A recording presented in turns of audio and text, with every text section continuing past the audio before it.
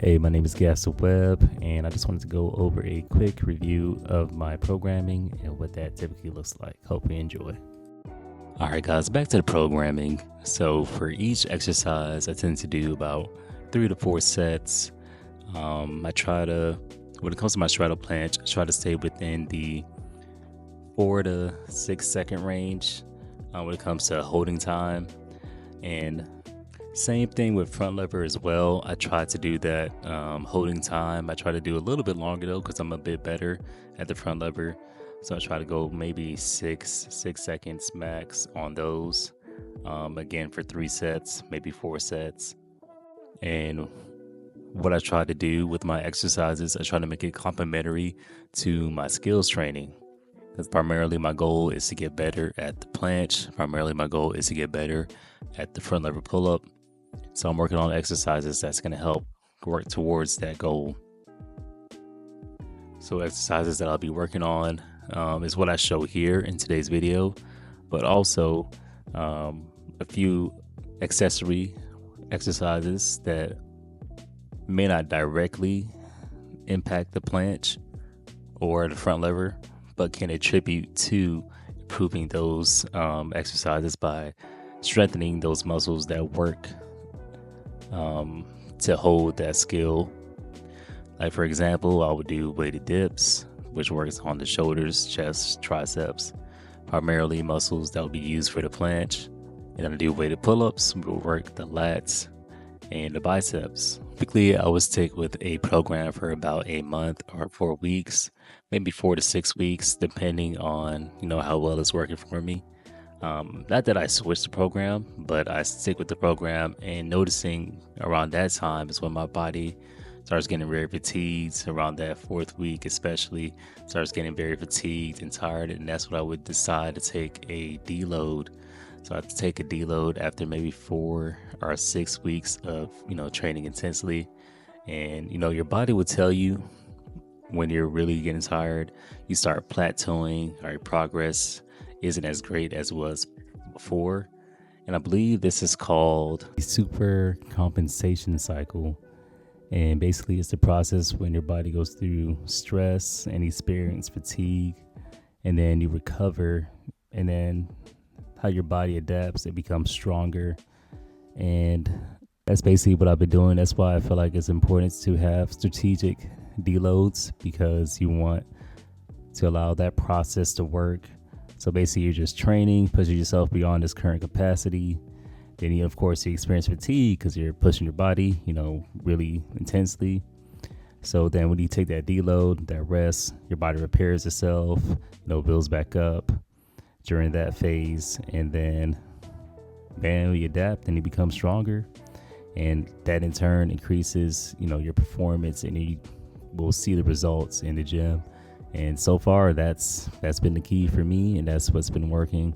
So that's why I tend to have deloads around that time, within that 4th week, or again that 6th week. Good, guys.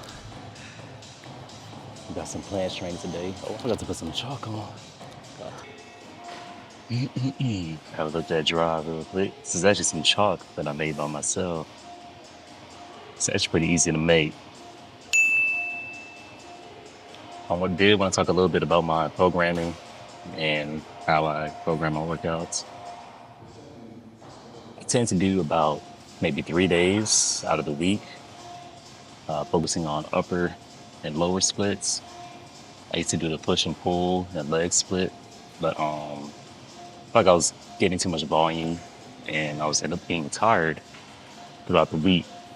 So I switched to upper and lower, and I did start seeing more progress with my planche training, with my front lever. I wasn't as fatigued, I wasn't as tired. The only thing with that is that my endurance isn't as high, but I'm feeling less, volume throughout the week. But first thing I'm gonna do before we get started, I'm gonna do some straddle planche. Try to get that done first. I'm working on the planche program, so it'll be the first thing I'm gonna do. Let's go for it.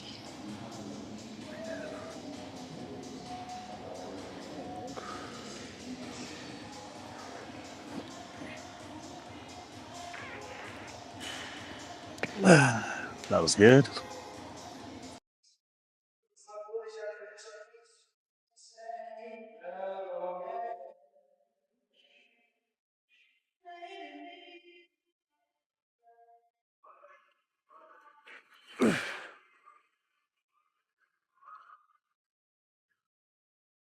Ooh, that's tough.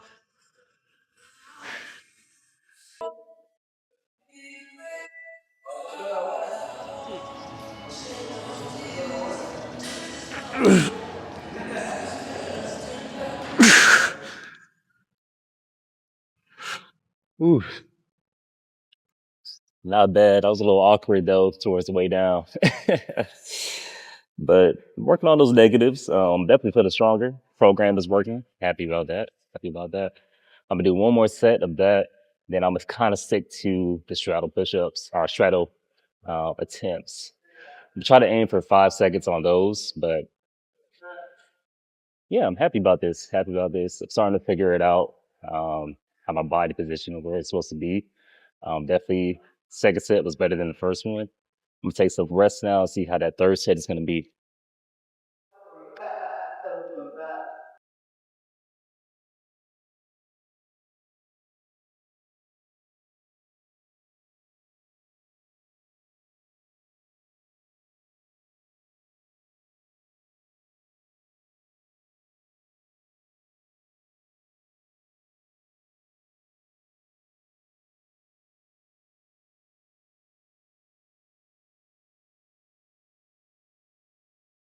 All right, we're gonna go for some straddle planche attempts. Aiming for 6 seconds. This is gonna be challenging for sure, especially after those handstand straddle planches.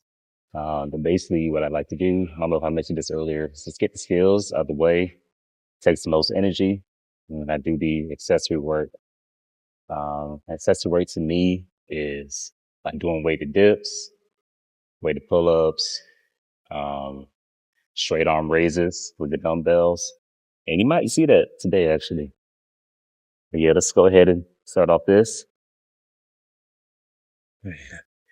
Get that. What I really need to work on really is my protraction as well. That's very hard, very challenging to do. So if I can work on that protraction, I think that's going to help assist me with the planche, activate my core as well. Let's try doing that.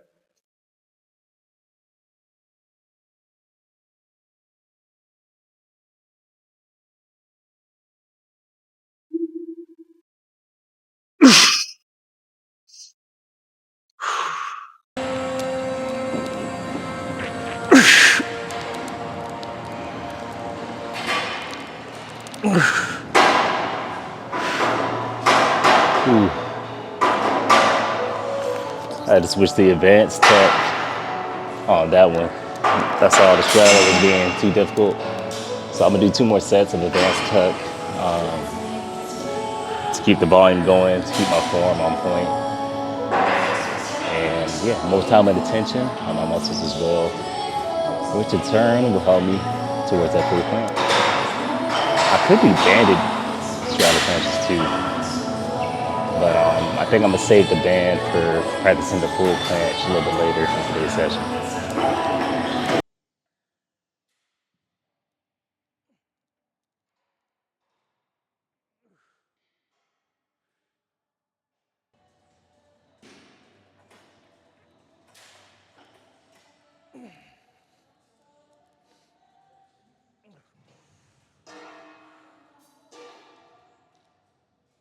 That was good.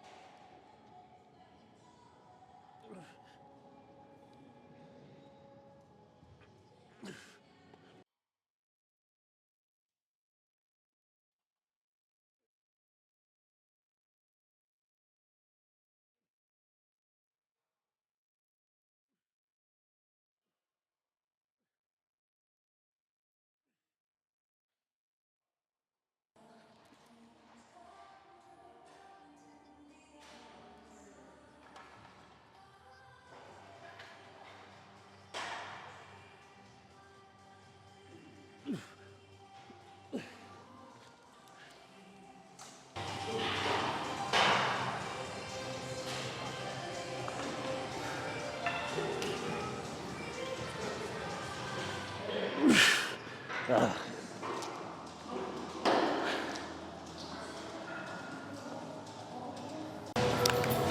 is the setup to get to these pull-ups. It's kind of a high bar.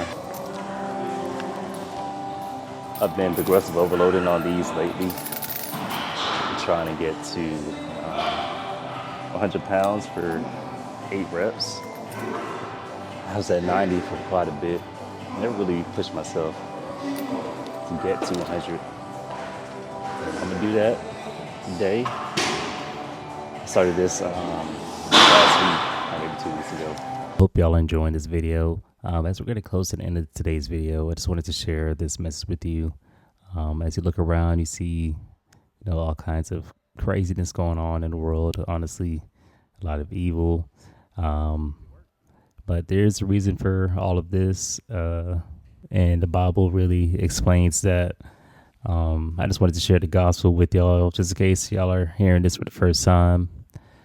Basically, the gospel is that Jesus came into the world. He created the world. He came into the world to save us from the sin that we've committed.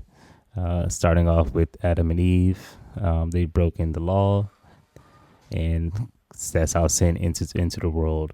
So God came in, took our place, so that we didn't have to die for our sins, and all we have to do is trust and believe in Him and accept His promise. And once we do that, we'll tend to want to obey Him, and by obeying Him and by loving Him, you got to keep His commandments. Just wanted to share that brief message with y'all. Thank you again for watching to the end of this video. Please leave a like, subscribe if you're new to the channel, and I'll catch y'all in the next one. Peace out.